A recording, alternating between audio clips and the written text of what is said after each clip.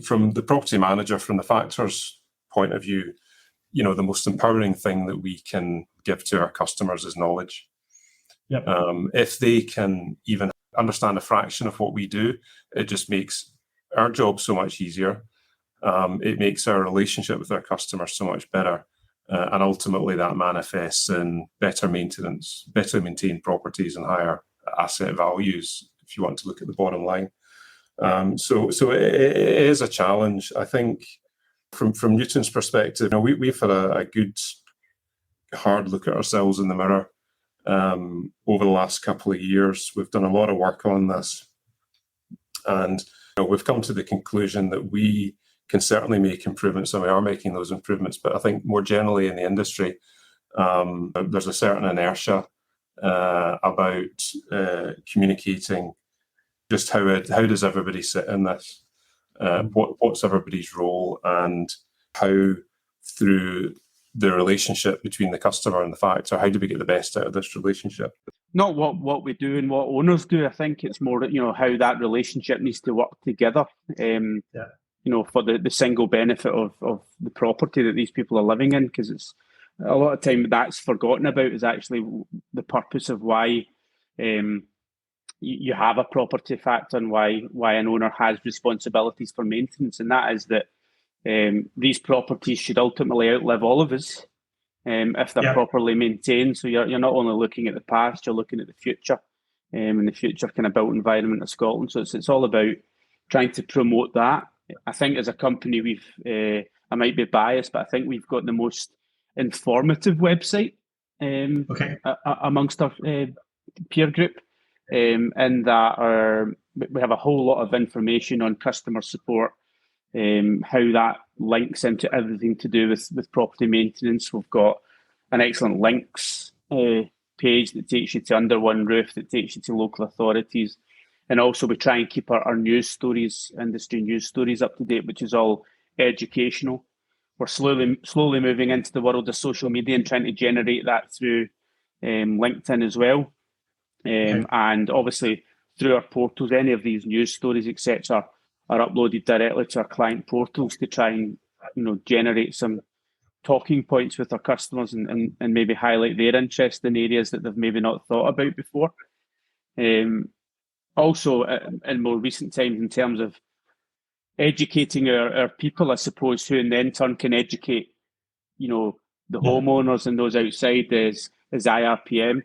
And our goal is currently, at the moment in time, we've got 28 people going through the IRPM diploma. Wow. And our view is to have all of our customer-facing staff as a start, going through the process, which at the moment we have about 75, 76, direct factoring staff.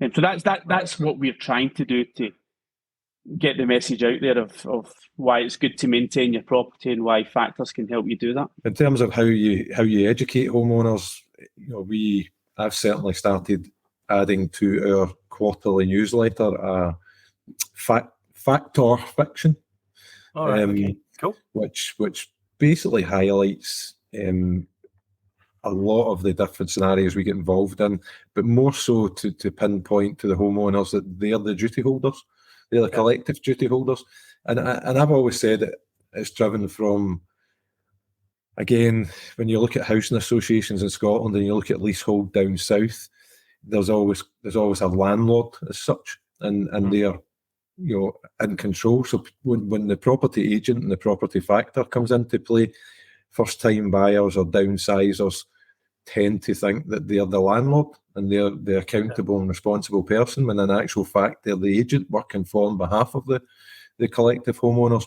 So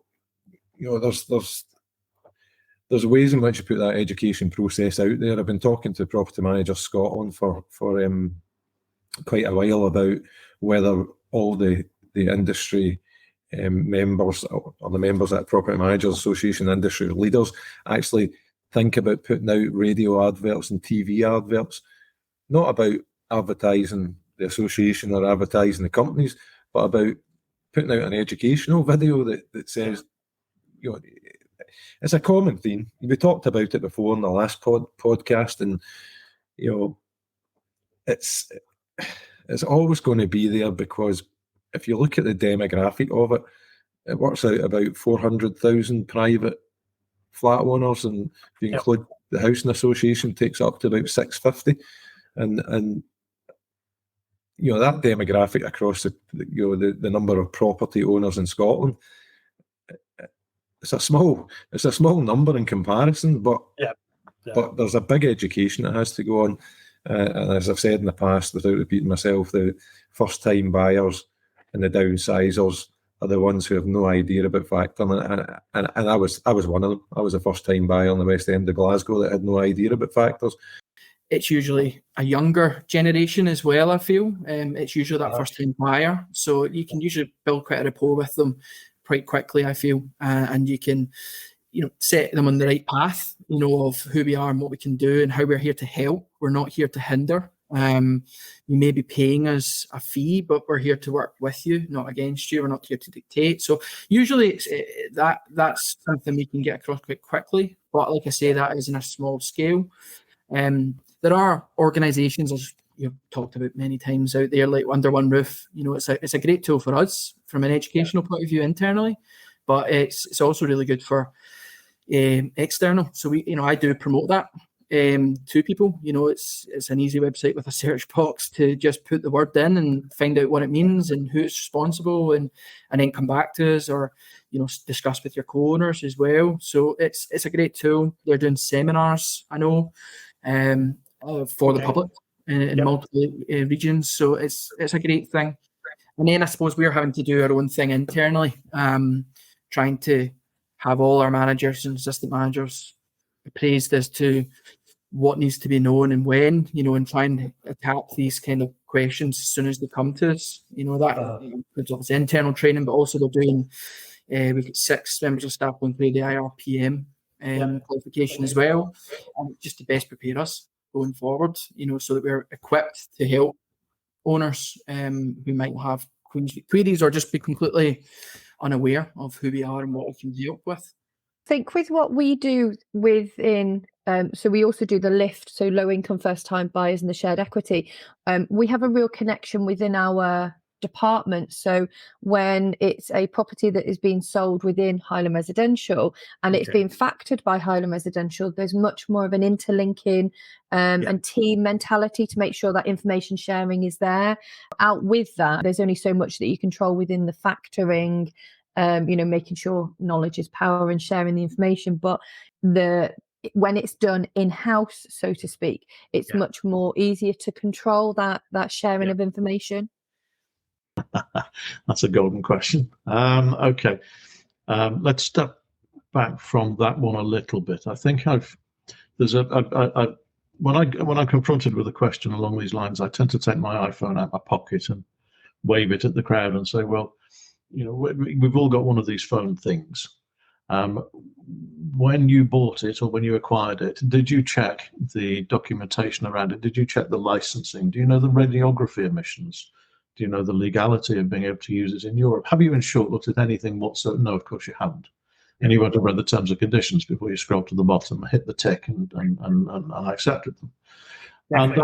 And that's the way of the modern world. So there's an expectation that if you are a consumer of a thing, then that thing is just very simple, and one assumes that somebody else is just looking after all of that, and somebody has made sure that your brain won't fry when you phone home to your mum. So that's I think where the consumer is sitting. I'm buying a flat, but that's because I want to live in the flat. Things are going on in my life, and I'm more interested in the things that are going on in my life than in the detail of how it works, how the flat works. Presumably somebody is just looking after that, and presumably they'll communicate to me. They'll communicate with me when I need to do a thing, probably when I have to pay a bill. So the idea that the professional body or the industry can educate the customer, I think is an expectation too far.